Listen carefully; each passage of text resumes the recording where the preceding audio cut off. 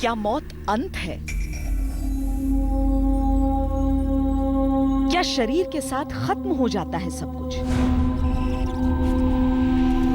क्या हम इस धरती पर बार बार जन्म लेते हैं?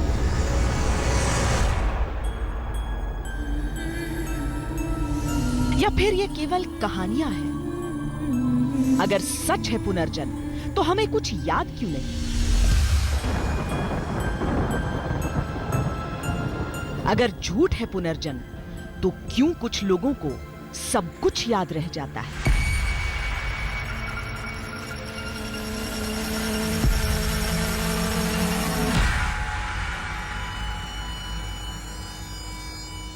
किसका है फोटो? तो कब खिंचवाया था ये? मेरा पास था, हमारे से पहले खिंचवाया। ये छोटा सा था जब पापा जी से कहता था बोलो मेरे बच्चे हैं, बाजार में मेरी दुकान है, बीवी है, भाई भी हैं। तो यहाँ से दौड़ करके अपने बाप के पास जा करके वो गोदी में चढ़ गया। मेरे पापा आ गए। तो मुझे कैसे जानता है तू? तूने कहा आप मेरे पहले वाले पापा हो। लोगों ने उससे कहा भाई तेरे पापा तो यहाँ हैं, कि ये तो अब वाले हैं, पहले वाले यही हैं। उन्हें अपने 2 जन्म की पुराने जो 2 जन्म हैं उनकी कहानी याद थी अपनी। हमको इतना बस याद था कि डेथ के समय किस साइड हमारा सिर था और किस साइड हमारे पैर थे, किस कमरे में डेथ हुई थी वो भी हमको याद था। ये हमारी पिछले जन्म की बेटी और ये सब भतीजियाँ भतीजे इसमें हैं। जिन व्यक्तियों की आकस्मिक मृत्यु हो जाती है उन व्यक्तियों को अखंड रूप से सत्ता का ज्ञान पूर्व जन्म का बना रहता है। अगर उसका पुनर्जन्म भी हुआ है अगर, तो हमें ये मानना पड़ेगा, चाहे वो सोल के बारे में जानते हैं या नहीं जानते।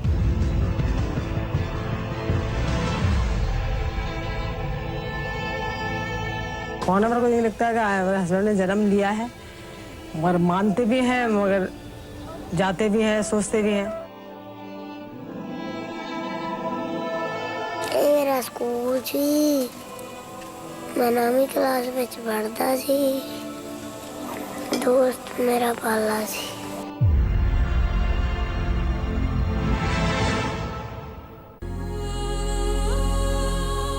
पुनर्जन्म ये एक अद्भुत पहेली है। एक ऐसा अकल्पनीय विश्वास जो कहता है कि मौत के साथ सिर्फ शरीर का अंत होता है, आत्मा नहीं मरती है। इसके बारे में आप कुछ भी कह सकते हैं, क्योंकि यह पहेली तो उतनी पुरानी है जितनी पुरानी हमारी सभ्यता है। आज अद्भुत, अविश्वसनीय, अकल्पनीय में हम ऐसी 3 कहानियां सबूतों की कसौटी पर परखेंगे। हमारी पहली कहानी भी मौत से ही शुरू होती है।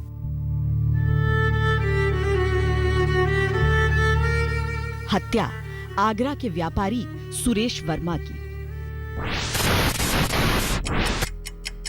1983 में 28 अगस्त की रात जब सुरेश अपनी दुकान बंद करके घर पहुंचे,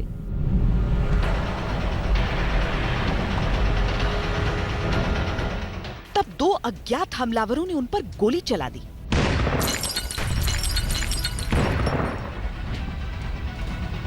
हमला पॉइंट ब्लैंक किया गया था। गोली माथे के आर पार थी।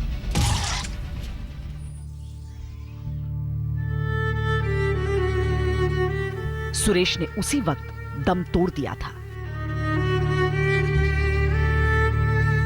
9 बजे का टाइम था, तो वो दूर से मेरी गाड़ी की आवाज़ आती थी। दूर से मतलब मेरे को पता लग जाती दूसरी कॉलोनी से कार की आवाज़ आ रही है। तो आवाज़ आई और जैसे ही मैं नंगे पैर ही भाग के आई और मैंने गेट खोला। बाबा चले गए थे, तो गेट खोला तो ऐसे ही माँ कुछ नहीं था। मैंने ऐसे 2 बार हाथ कहा अंदर आए, तो वो आए नहीं। तो मैंने देखा, फिर मैं एकदम गाड़ी पे गई तो ऐसे मेरे हाथ पे ऐसे गिर गए थे, तो ब्लड ही ब्लड था। घर वालों को कुछ पता नहीं चला कि हमला करने वाले कौन थे। उन्होंने इसे जिंदगी का एक अधूरा अध्याय मान लिया।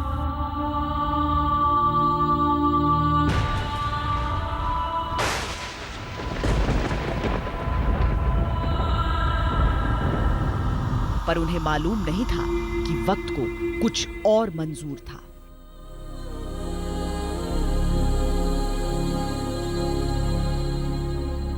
आगरा से करीब 17 किलोमीटर दूर बाद गांव में उस अध्याय के बाकी के पन्ने लिखे जा रहे थे। 10 दिसंबर 1983 बादगांव।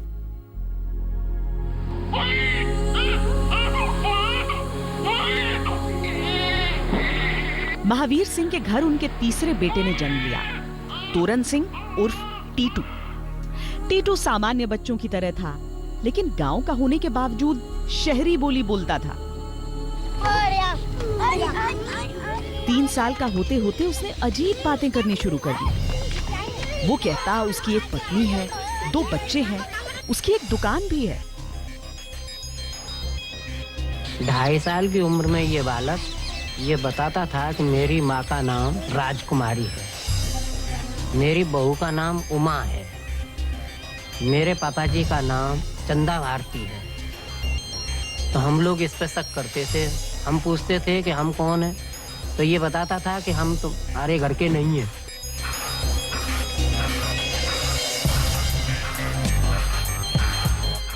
किसी भी माँ बाप के लिए ऐसी बातों पर विश्वास करना संभव नहीं होता, पर जब बातों ने जिद की शक्ल पकड़नी शुरू की, तो एक दिन परिवार वाले उसकी बताई हुई जगह की तलाश पर निकल पड़े।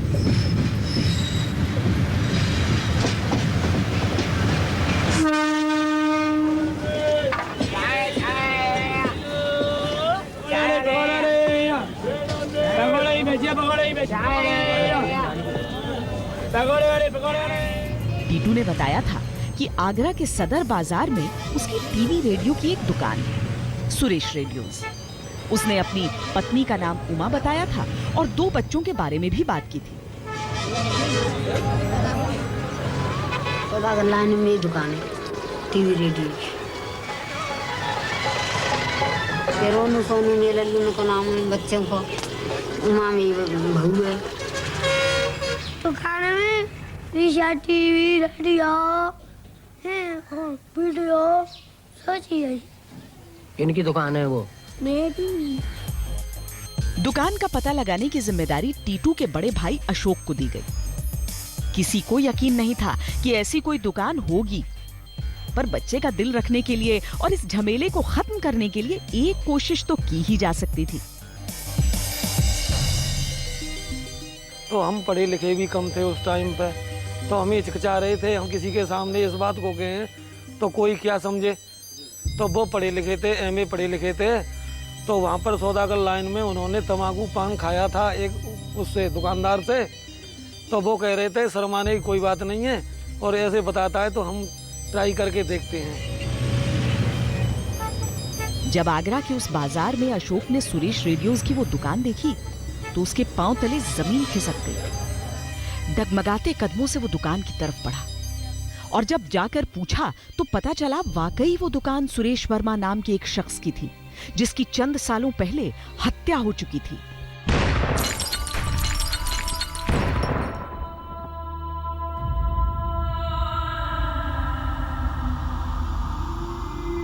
उस दुकानदार ने कही कि भाई साहब वो सुरेश वर्मा तो यहाँ का बहुत बड़ा व्यापारी था, और वो यहाँ का बहुत दादा था इस सौदागर लाइन का। इस तरीके से उन्होंने बताया। उसने बताया कि ये सामने उसी के शोरूम में उसकी बीवी बैठती है। तो हमारी हिम्मत फिर भी नहीं पड़ रही थी। तो क्या वाकई टीटू सुरेश वर्मा ही था? जो ये कहानी सुन रहा था वो बिल्कुल हैरान था, खासकर सुरेश वर्मा के परिवार वाले। लेकिन वो हकीकत जानना चाहते थे। उन्होंने फैसला किया कि वो बादगांव जाएंगे टीटू नाम के इस बच्चे से मिलने के लिए। जी नारे नल पे, और टीटू बोलो कि पापा जी मेरे तो घर वाले आए, तुम अभी नहा रहे हो नल पे। ये कहानी जितनी अद्भुत थी उतनी ही अविश्वसनीय भी। सुरेश वर्मा के घर वाले पहले ही बेटे की हत्या से आहत थे। ऊपर से एक नन्हे से बच्चे का ऐसा दावा उन्हें परेशान कर रहा था, क्योंकि ये एक चाल भी तो हो सकती थी उनकी जायदाद हड़पने की। पर मोह में पड़ा मन ये भी जानना चाहता था कि कहीं सचमुच तो सुरेश लौट नहीं आए। ठीक है, काफ़ी बातें हुई उसके फादर से, उसकी मदर से, कि जो रोज़ाना चिल्लाता है हमको। ऐसा 3-4 छोटा ही था तभी कहने लगा मुझे मेरी सदर में चलो, मेरी बीवी है, मेरी दुकान जाना है, ये वो है। तो काफ़ी 2-3 घंटा रुके। कुछ हमें ऐसा लगा कि हकीकत में है। टीटू के बारे में जानने के बाद सुरेश की पत्नी उमा अपने सास ससुर के साथ बाद गांव जा पहुंची। उन्हें देखते ही टीटू ने उन्हें पहचान लिया। उमा आई, पापा जी आए, माता जी आई, सब आए। एक अद्भुत, अविश्वसनीय, अकल्पनीय सच सामने खड़ा था। 6 साल का बच्चा अपने अतीत को पहचान रहा था और वर्तमान हक्का बक्का खड़ा था। फिर तो टीटू ने उमा के साथ बिताए वक्त की कड़ियां खोलना शुरू कर दिया। ये वो बातें थीं जिन्हें सिर्फ उमा और सुरेश ही जानते थे। हमारे सामने ही उन्होंने बोला कि मैं ग्वालियर की निवास में तुझे घुमाने ले गया था, तुझे बोनट पे रख के जलेबी खिलाई थी कार के पे। धौलपुर मेला देखने गया था तो वहाँ मेले में वो खाया था, ये खाया था, मतलब उसको कई तरह की बातें बताई। फिर तुरंत इसकी मिसेज यहाँ बेहोश हो गई। इस टीटू के केस को लिया था, उसमें टीटू की उम्र 3.25 साल थी और उस केस के अंदर बहुत सारे एविडेंस है। जो एविडेंस बड़े क्लियरली ये सजेस्ट कर रहे हैं, ये बड़ा क्लियरली बता रहे हैं कि this is a case of reincarnation type. को हमने सब तरह की एक्सप्लेनेशन को रिमूव किया। हमने भी किया, हमारे साथ यूएसए से और कनाडा से एक टीम थी जो उन लोगों ने भी हमारे साथ वर्क किया और डिफरेंट एंगल से, और हॉस्पिटल में भी गए, उसकी प्रीवियस लाइफ में भी जाकर देखा हमने, और प्रेजेंट में जहाँ बच्चा पैदा हुआ जिसका नाम टीटू है उसको भी हमने देखा। तो उसमें काफ़ी स्ट्रॉन्ग एविडेंस रीइंकार्नेशन टाइप का लगता है। उमा के सामने एक छोटा बच्चा खड़ा था जो उसे अपनी पत्नी बता रहा था। 2 परिवारों के बीच एक ऐसा सच पसर चुका था जिस पर यकीन करना मुश्किल था। मैंने तो पहले सुन ही रखा था, बहुत से मैंने तो देख रखे थे, सुन रखे थे, मगर हकीकत में तो मेरे को कुछ लगा कि कुछ तो है। जैसा 16 आना चीज़ है तो 8 आने बार तो है ही है। और 20% जरा शक था मुझे उसके ऊपर। जब भी मेरी तबीयत 2-4 बार मेरे घर पर भी मेरे पास आया वो, और चिपट गया मुझसे और मुझे छोड़कर नहीं जाता कहीं पर भी। वो बड़ी मुश्किल से मैं अपना उसके पीछे छुड़ाता हूँ। दोनों परिवारों ने टीटू की बातों पर मुहर लगाने के लिए एक आखिरी परीक्षा लेने का मन बनाया। बिना टीटू को बताए उसे लेकर आगरा आ गए। करो नमस्ते। काय मम्मी का बता दे, नमस्ते कर दे सबसे। हैं घर है ना, बता दे इनको, बता दे, बैठ जा, बैठ के सोनू को बता दो। सोनू को बता, वहाँ बैठ के बताओ या बता दे। टीटू ने न सिर्फ अपनी यानी सुरेश वर्मा की तस्वीर को पहचाना, बल्कि दुकान में उसकी मौत के बाद किए गए एक एक बदलाव को बता दिया। किसका फोटो है? मेरा। किसका फोटो है? फोटो है। नाम क्या है? सुरेश। तो कब खिंचवाया था ये? कब खिंचवाया था? मेरा काट था, मैंने तो पहले भी चलाया। जो तो पूरा दूसरा है, मेरा तो पहले लगते, ये सब पहले लगते। और अल्लाह दवा दिलाना ऊपर से नीचे से और मिलना से जी तो पहले घर वाले अब भी असमंजस में थे, सो टीटू से कहा गया वो अपने बच्चों को पहचाने। कई बच्चों की भीड़ में सुरेश वर्मा के 2 बेटों को पीछे खड़ा कर दिया गया, पर नन्हे टीटू ने उन्हें फौरन पहचान लिया। तो उन्होंने पहचान छुपाने के लिए 20-25 लड़कों में उनको खड़े किया। तो इसने जाके उन बच्चों में चांटे मारे और उनसे बोला कि क्या देहरादून में यही पढ़ाई होती है कि बाबा जी को नमस्ते तक मत किया करो। इनको देख भी तो लो। तो हमारी ये जिज्ञासा हुई कि इसके बालक जब ये कहता रहता था कि कौन से हैं, तो हमने कहा देख तो दिया जाए कि कौन से हैं। हम लोगों ने तो कभी देखा नहीं था। तो हमने इनके घर पहुंचने के बाद उन्हें सूचना दी कि आप अपने बालक, पड़ोसियों के बालक और इनके सभी बालकों को एक झुंड में बैठा दीजिए। जब हमने कहा कि आप ये बताइए कि रोनी सोनी कौन से हैं जिनके लिए आप रोज कहते रहते हो, तो ये हमारी गोदी से उठा और दोनों रोनी सोनी दोनों बालकों को पकड़ लाया। ये तुमसे बड़े कैसे हो गए? तुम तो छोटे हो। मैं तो काम जिंदे पहले बड़ा हो। कैसे पहले बड़ा हो? इसमें कई सवाल थे। कहीं ऐसा तो नहीं था कि ये पूरा मामला किसी बड़े षड्यंत्र का हिस्सा रहा हो? लेकिन छोटा सा बच्चा, नन्हा सा टीटू हर बात को जानता था, ऐसी बातों को भी जो सिर्फ सुरेश वर्मा जान सकते थे। इसी तरीके से कत्ल की उस रात का पूरा वाकया उसने सिलसिलेवार बताया।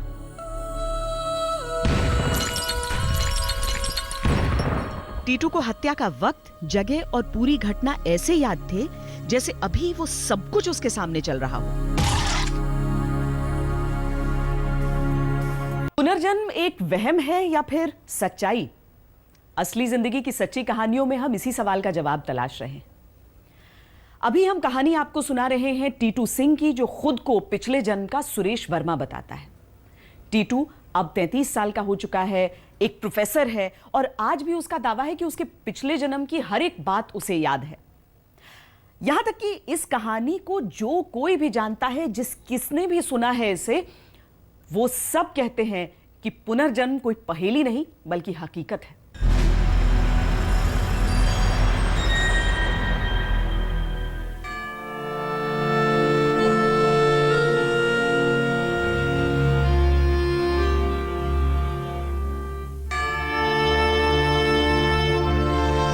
मान्यता है कि पुनर्जन्म के निशान एक जन्म से दूसरे जन्म तक मौजूद रहते हैं।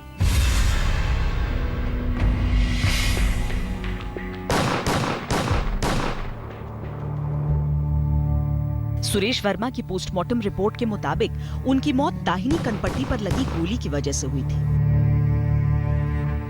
न केवल टीटू के माथे पर ये निशान मौजूद थे, बल्कि जहां से गोली निकली थी वहां भी उसे बर्थ मार्क था।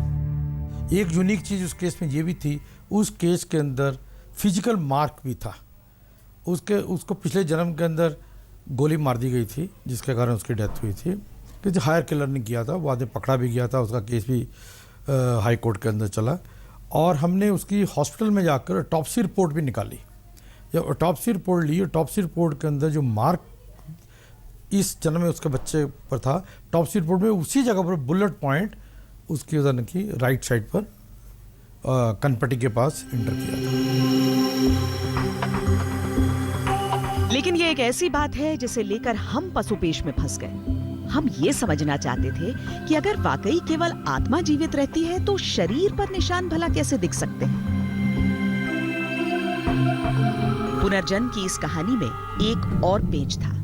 सुरेश वर्मा की हत्या हुई थी अगस्त 1983 में और टीटू का जन्म केवल 4 महीने बाद दिसंबर 1983 में हुआ। क्या ऐसा संभव है? हमारी तमाम ऐसी अभिक्षित इच्छाएं बची रह जाती हैं। उसकी प्राप्ति के लिए ही आत्मा एक बार फिर से माध्यम चयन करती है और फिर से शरीर लेकर के करती है। टीटू आज 33 साल का हो चुका है, प्रोफेसर है और आज भी अपने पिछले जन्म के परिवार से ज्यादा जुड़ाव महसूस करता है। सारी बातें याद है, अभी भी कुछ भी भूला नहीं हूँ। कहाँ घर है, अभी भी कभी भी जब टाइम मिलता है आगरा जाते तो उन लोगों से मिलना जुलना होता रहता है।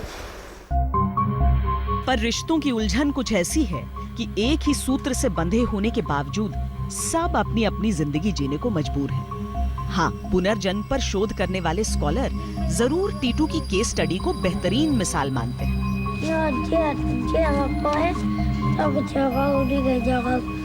हम अब भी पुनर्जन्म की इस पहेली में बुरी तरह से उलझे हुए थे, क्योंकि टीटू सिंह की कहानी कई दफा विश्वसनीय लगती थी, लेकिन कई ऐसे सवाल थे जिनके जवाब नहीं थे। मसलन ये कि सुरेश वर्मा की मौत के महज 4 महीने के बाद टीटू का जन्म कैसे हो गया। दूसरा सवाल हमारे सामने ये था कि सुरेश वर्मा की जो मौत थी, जो उनकी हत्या हुई थी, उसने काफी सुर्खियां बटोरी थी। मुमकिन है कि सुन सुनकर वो कहानी टीटू सिंह को पता चल गई हो। इस पहेली को अगर हमें सुलझाना था तो हमें अपनी अगली कहानी की तरफ बढ़ना था। हम चलते हैं आपको लेकर अब पंजाब, जहां पर एक और अविश्वसनीय पहेली हमारा इंतजार कर रही है। ये कहानी है 7 साल के तरनजीत की, जो न कभी स्कूल गया न कभी गांव के बाहर कदम रखा। फिर भी उसे अंग्रेजी पढ़ना लिखना अच्छे से आता था।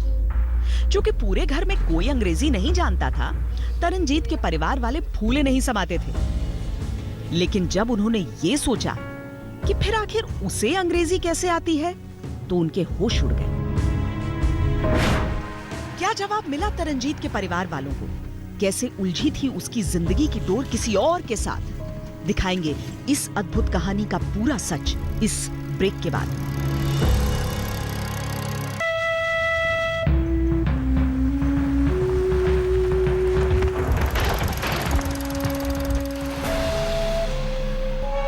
नौवीं क्लास में पढ़ता सी।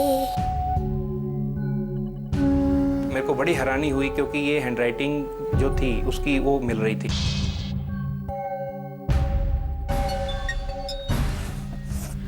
मौत सब कुछ खत्म कर देती है, यह कहना है विज्ञान का, तर्क का। विज्ञान का कहना है कि मौत के बाद शरीर मिट्टी हो जाता है, लेकिन मान्यताएं कहती है कि शरीर के नष्ट होने से आत्मा नष्ट नहीं होती। तो फिर सच क्या है? क्योंकि कहानियां भले ही अविश्वसनीय हैं, लेकिन इनमें कोई ना कोई बात ऐसी तो है कि सालों से ये बातें चली आ रही हैं, बुनी जा रही हैं। हमारी जो अगली कहानी है वहां तो कुछ ऐसे सबूत निकल कर आए हैं कि विज्ञान भी हैरान है। लुधियाना के एक छोटे से गांव अलूना मियाना का रहने वाला तरनजीत बिना स्कूल गए अंग्रेजी और पंजाबी पढ़ने लिखने में पारंगत तरनजीत की अद्भुत क्षमताओं का हर कोई कायल था। पर एक दिन अचानक तरनजीत खुद को सतनाम बताने लगा।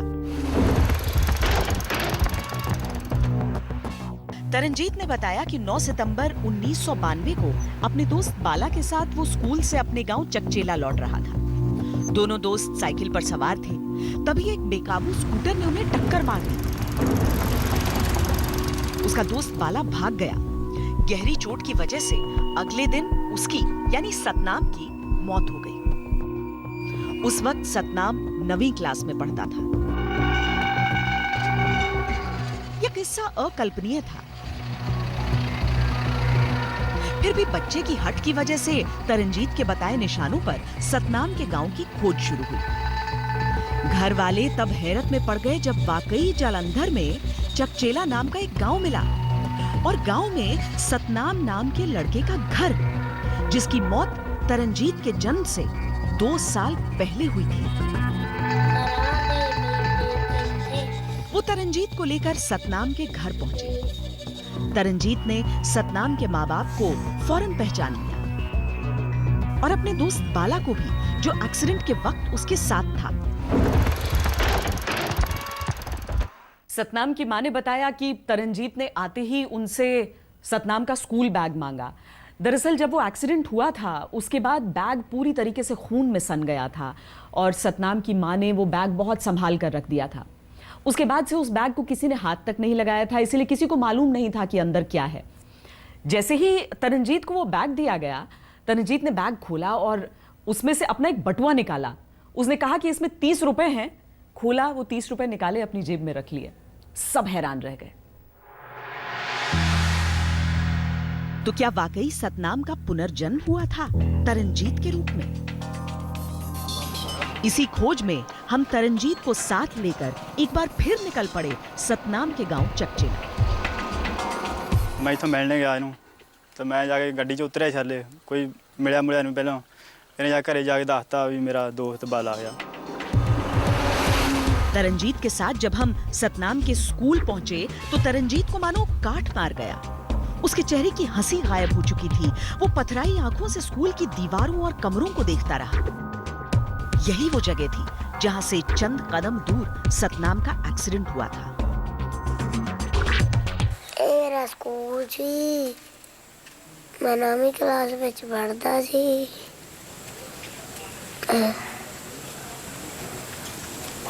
दोस्त मेरा बाला सी।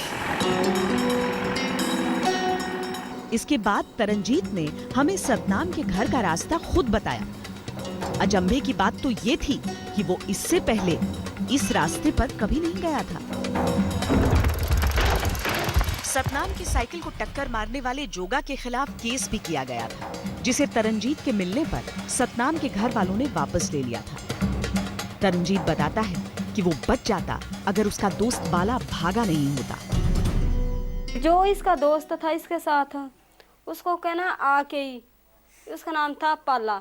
और पाले को कहता कि पाले यार तू मुझे पानी की एक बूंद नहीं तूने मुझे पिलाई। शायद मैं अगर तू थोड़ी सी पानी की बूंद भी पिला देता मुझे, शायद मैं बच जाता। तो उसको ये बात कही जिसने, वहाँ से जी हमारे को बहुत विश्वास हुआ कि भी हाँ वही है ये। लेकिन ये केवल कहानियां थी। पंजाब के भीतर दो गांव की कहानियां जो एक दूसरे से काफी दूर तो थीं, लेकिन मुंहजुबानी सुने किस्से ऐसी सरहदों को पार कर ही सकते थे। पर यहाँ हमें एक अजीब सा सबूत मिला। फोरेंसिक साइंस कहती है कि किसी भी दो इंसान के हैंडराइटिंग आपस में मेल नहीं खा सकते। अगर आप खुद भी एक ही बात 2 बार लिखें अलग अलग वक्त पर, तो 70% एक दूसरे से मिलाप हो सकता है उन हैंडराइटिंग्स का। लेकिन तरनजीत के मामले में उसकी हैंडराइटिंग जो थी वो 80% सतनाम जैसी थी। जो वैज्ञानिक थे वो हैरान थे। हैंडराइटिंग का प्रिंसिपल है वो है लॉ ऑफ कंपैरिजन। हम कंपैरिजन के बगैर हम अपने आप कुछ नहीं कह सकते, क्योंकि हम जोशी तो हैं नहीं। सबसे पहले वी आर साइंटिस्ट, तो हमें कंपैरिजन के बाद ही कंक्लूजन पे निकलते हैं कि whether this set of writing matches with the other set of writing और नॉट। और उसके बेसिस जो हैं वो हैं हैंडराइटिंग के बेसिक कैरेक्टरिस्टिक्स।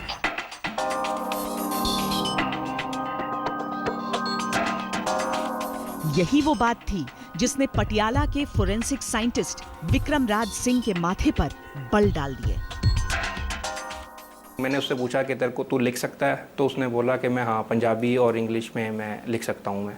तो मैंने उसको पेपर दे दिया, तो उसने फटाफट इंग्लिश में नाम लिख दिया अपना, पंजाबी में भी नाम लिख दिया। तो मेरे को बड़ी हैरानी हुई, क्योंकि वो बच्चा अभी स्कूल नहीं जा रहा था। फिर मैंने जो उसकी बुक्स थी, जो उसकी पहले प्रीवियस मदर ने संभाल के रखी हुई थी बुक्स, जो जलंधर में चकचेला विलेज में थी, तो वो वाली बुक्स मैंने उससे हैंडराइटिंग उसकी पहले कंफर्म कराई स्कूल वालों से कि ये उस बच्चे की हैंडराइटिंग थी। सतनाम सिंह था उसका बच्चे का नाम। तो उससे कंपैरिजन के बाद तो ये मेरे को बड़ी हैरानी हुई, क्योंकि ये हैंडराइटिंग जो थी उसकी वो मिल रही थी, बिल्कुल कॉरस्पॉन्डिंग थी। वैज्ञानिकों के मुताबिक हैंडराइटिंग को आईडी कार्ड की तरह देखा जाना चाहिए, जो कभी एक दूसरे से मेल नहीं खा सकते, भले ही वो जुड़वा क्यों न हो। और ये तो नामुमकिन है कि ऐसे आदमी से मेल खा जाए जो कई साल पहले मर चुका हो। जो सतनाम सिंह था जिसने वो हैंडराइटिंग लिखी है, और जो अब तरनजीत ने लिखी है, क्योंकि अगर हम ये समझ के चलें कि उसका सोल तरनजीत में आ गया है, तो माइंड सेम होना चाहिए। तो हम इसको एक बेसिस मान सकते हैं, हैंडराइटिंग कंपैरिजन के थ्रू हम एस्टेब्लिश कर सकते हैं। अगर उनकी दोनों की हैंडराइटिंग मिलती है तो ये कहना हमारे लिए आसान होगा कि ये जो है एक ही आदमी है। अगर उसका पुनर्जन्म भी हुआ है अगर, तो हमें ये मानना पड़ेगा, चाहे वो सोल जो है हम सोल के बारे में जानते हैं या नहीं जानते। विज्ञान जितना जी चाहे अपनी पड़ताल करे, तरनजीत को तो 2 परिवारों का भरपूर स्नेह मिल चुका था, पर हम अब भी इस भंवर में फंसे थे। टीटू की कहानी और उसके सर पर वो निशान, तो तरनजीत का किस्सा और पिछले जन्म की वही लिखावट, यकीन करें तो किस पर?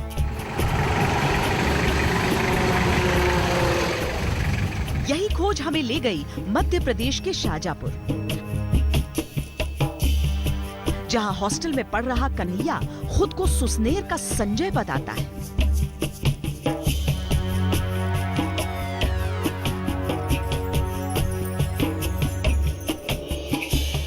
बचपन से मेरे को याद आने लगा मैंने कि मेरा बहुत लाल कागज छोड़ा है तूने। ऐसे मेरे को बचपन में सब याद आने लगा। मेरा मम्मी पापा सुसनेर है, मेरे एक भाई है, मेरी 3 बहनें हैं। ऐसे याद आने लगा। मेरे दोस्त है वहाँ पे पारस। कन्हैया कहता है वो संजय है, वो संजय जिसकी 1985 में मौत हो चुकी थी, और अब वो लौट आया है अपने अधूरे काम पूरे करने के लिए। तो क्या वाकई इस जन्म का कन्हैया पिछले जन्म का संजय था?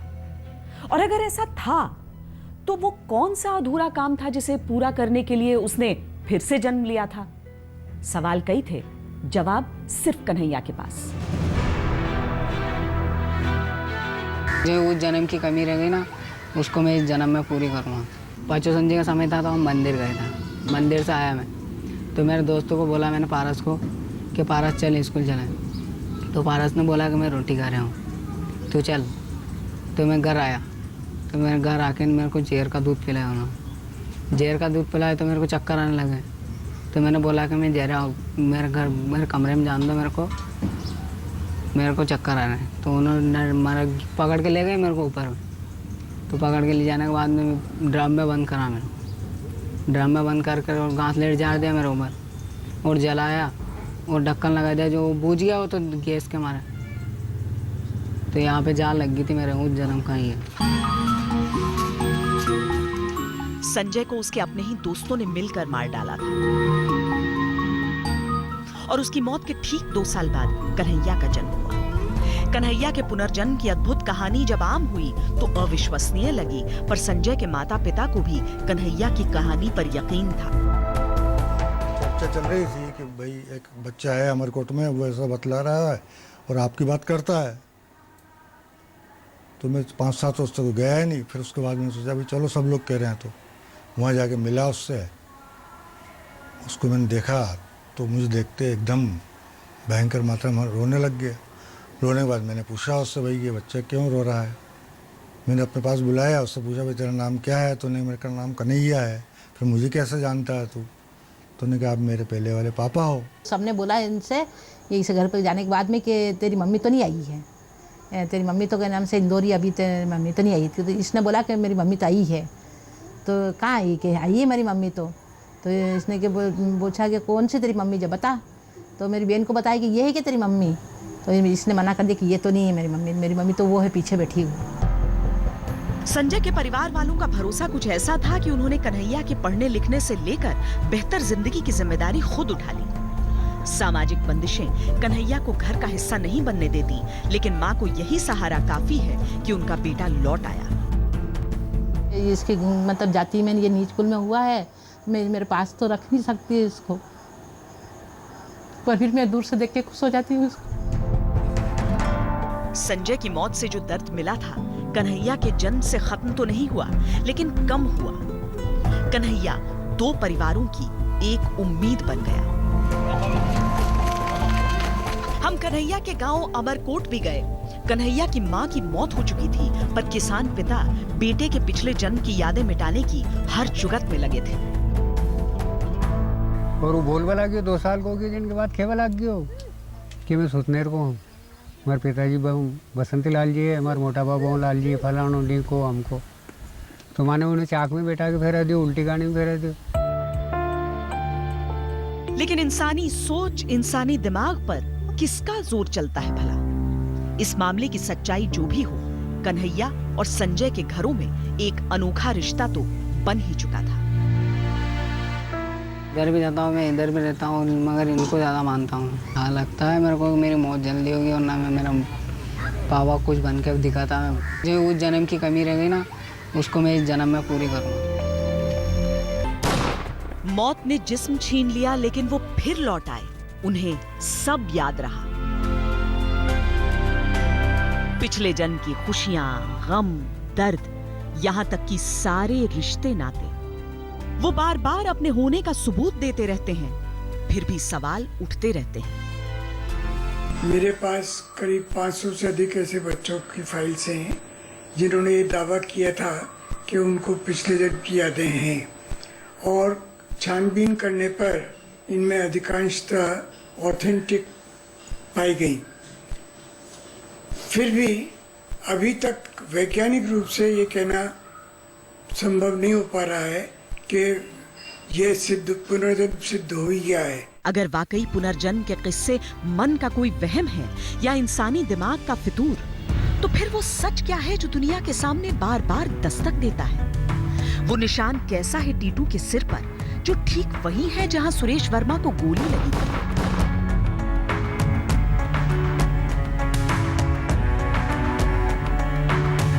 कन्हैया के चेहरे पर जलने के वो निशान कैसे हैं, मानो पिछले जन्म में मौत से पहले जलने की वजह से चेहरे पर आ गए थे। तो यहाँ पे जान लग गई थी मेरा, उस जन्म का ही है। देखिए, इसमें वही मैंने बोला कि जब तक हमारे पास एक क्लियर कट प्रूफ जिसमें हम ये कह सकें, जब तक वो नहीं आता है, तब तक इस तरह की बातों को हम सुन सकते हैं, समझ सकते हैं और शायद रिलीजन के हिसाब से जोड़ भी सकते हैं, बट साइंटिफिकली हमारे पास इस चीज़ का कोई प्रूफ नहीं है। इसको किसी तरीके से साइंटिफिकली कनेक्ट नहीं किया जा सकता। हिंदू मान्यताओं के अलावा बौद्ध, जैन और सिख धर्म में पुनर्जन्म धार्मिक मान्यताओं से जुड़ा हुआ है और विश्वास का विषय है। ऐसा माना जाता है कि जब किसी की असमय मृत्यु हो जाए या कोई काम अधूरा रह जाए तो वो लौट के आता है। टीटू सिंह के मामले में यही हुआ। इसी तरह कन्हैया ने भी अपने मौत से जुड़ी हर बात की तस्दीक खुद की। पकड़ के ले गए मेरे को ऊपर, तो पकड़ के ले जाने के बाद में ड्रम में बंद करा, मैं ड्रम में बंद कर और घासलेट जार दिया मेरे ऊपर और जलाया और ढक्कन लगा दिया। जो बूझ गया वो तो गैस के मारे, तो यहाँ पे जान लग गई थी मेरे उस जन्म का ही। क्रिश्चियनिटी और इस्लाम में पुनर्जन्म के अस्तित्व को स्वीकार नहीं किया जाता। हालांकि बाइबल से इतर एक व्याख्या ये भी है कि जीसस के समय में पुनर्जन्म पर विश्वास था। आज भी जाति धर्म से परे दुनिया भर से जब ऐसे किस्से सामने आते हैं तो क्या कहें। कहा जाता है कि हमारे अनकॉन्शियस माइंड में हमारी सारी इंफॉर्मेशन स्टोर्ड रहती है। वो सारी इंफॉर्मेशन जो कि हम भूल चुके रहते हैं या हमारे साथ बीती रहती है या हम जिसे पहचान नहीं पाते हैं। पास्ट लाइफ रिग्रेशन एक ऐसा प्रोसेस है जिसमें हिप्नोसिस के जरिए हम किसी को उसके अनकॉन्शियस माइंड से कनेक्ट करते हैं और जिंदगी के अनसुलझे रहस्यों को सुलझाने की कोशिश करते हैं। ऐसे ही किस्से वजह है कि पश्चिमी देशों में अब पास्ट लाइफ रिग्रेशन थेरेपी यानी पिछले जन्म की जिज्ञासा बढ़ रही है। पुनर्जन्म के किस्से जन्म लेते रहते हैं नए नए शरीरों में। इस वक्त भी जब हम आपको ये कहानियां सुना रहे हैं, दुनिया के किसी न किसी कोने में कहीं ना कहीं पुनर्जन्म की कोई ऐसी ही अद्भुत, अविश्वसनीय, अकल्पनीय कहानी जन्म ले रही होगी।